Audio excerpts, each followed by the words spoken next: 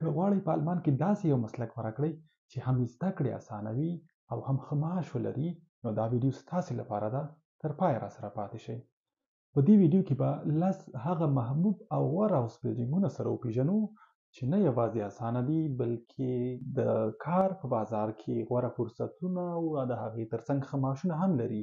نو که غواړئ په آلمان کې یو ښه راتلونکی ولرئ، نو دا ویډیو تر پایه وګورئ.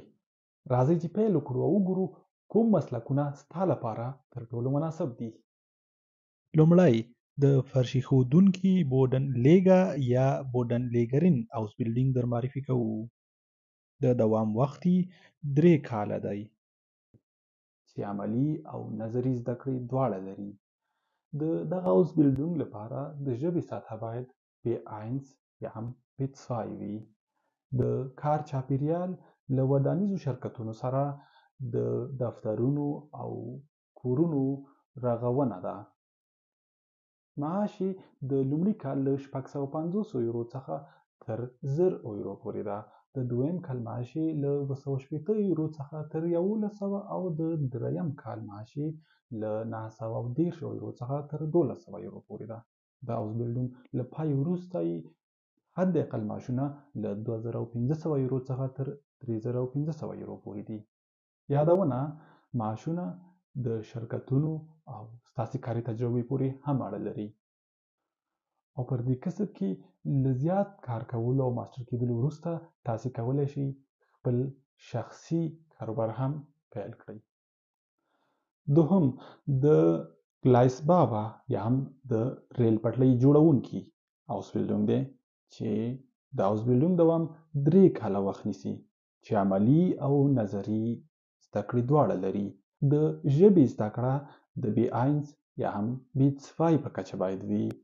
کاري چاپیریال د اوسپنې پټلۍ جوړونکو شرکتونو سره کار کول دي. معاش د لومړي کال معاش له 900 تر 1200 یورو پورې، د دویم کال معاش له 1000 یورو څخه تر 1400 او د دریم کال معاش له 1100 یورو څخه تر 1400 یورو پورې دي. د هاوس بیلډینګ له پای وروسته ستاسې حد اقل معاشونه له 2500 یورو څخه تر 3800 یورو پورې میاشتني معاشونه لرئ. ستاسې دندې د پټلۍ جوړول، ترمیم کول او ساتنه ده.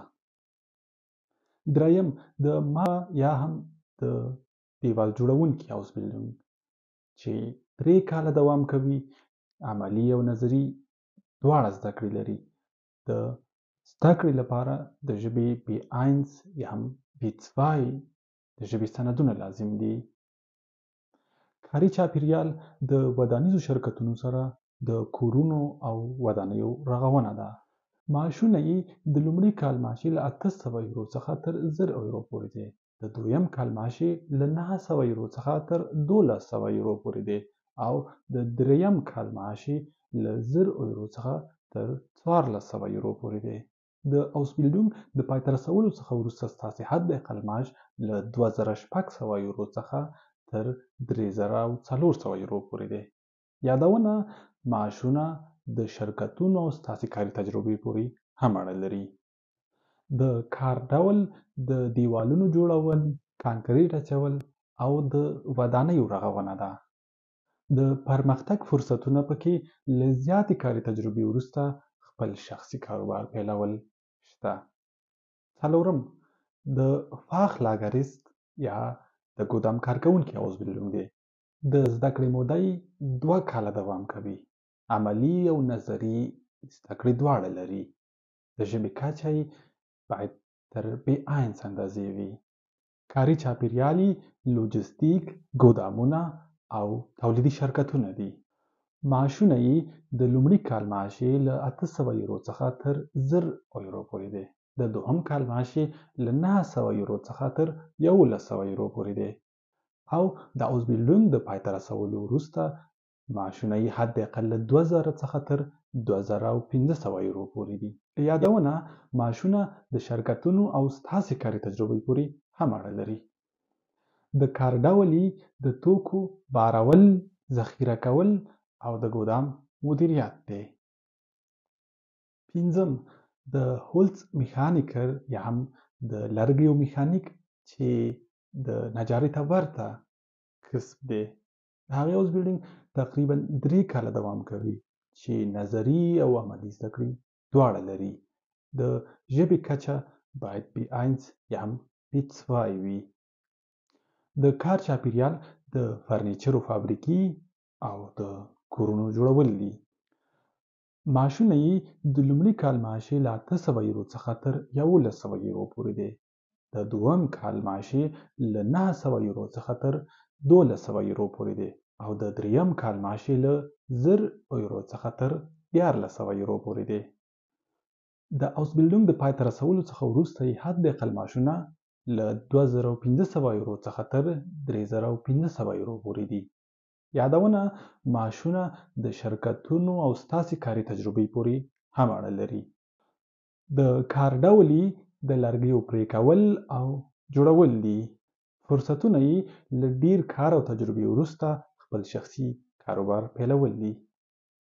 شپږم د فاخفرکویفه im Lebensmittelhandwerk یا هم د خوراکي توکو د پلورونکي هاوس بیلډینګ دی چې دغه هاوس بیلډینګ هم 3 کاله دوام کوي چې عملي او نظري زده کړې دواړه لري. د هاوس بیلډینګ لپاره د ټاکلې ژبې سطحه باید B1 یا هم B2 وي. کاري چاپیریال یې نانوایي، قصابي او سوپرمارکیټونه دي. معاشونه یې د لومړي کال معاش له 800 یورو څخه تر 1000 یورو پورې دی. د دویم کال معاش له 900 یورو څخه تر 1100 یورو پورې وي او د دریم کال معاش له 1000 یورو څخه تر 1400 یورو پورې وي. د هاوس بیلډینګ د پای ته رسولو څخه وروسته حد اقل معاشونه یې له 2200 یورو څخه تر 3500 یورو پورې وي. یادونه معاشونه د شرکتونو او ستاسې کاري تجربې پورې هم اړه لري. اووم میخاترونیکا یا هم میخاترونیکا یا د میخانیک انجینر هاوس بیلډینګ. دغه هاوس بیلډینګ 3.5 کاله دوام کوي چې عملي او نظري زده کړې دواړه لري. د ژبې کچه یې B1 یا هم B2 ده. د کار چاپیریال د موټرو د تولید فابریکې، د کورونو د بریښنایي سامان الاتو شرکتونه او همدارنګه د تولید ماشینونو فابریکې دي. معاشونه یې د لومړي کال معاش له 1000 یورو څخه تر 1200 یورو پورې دی. د دویم کال معاش له 1100 یورو څخه تر 1400 یورو پورې دی او د دریم کال معاش له 1200 یورو څخه تر 1400 یورو پورې دی.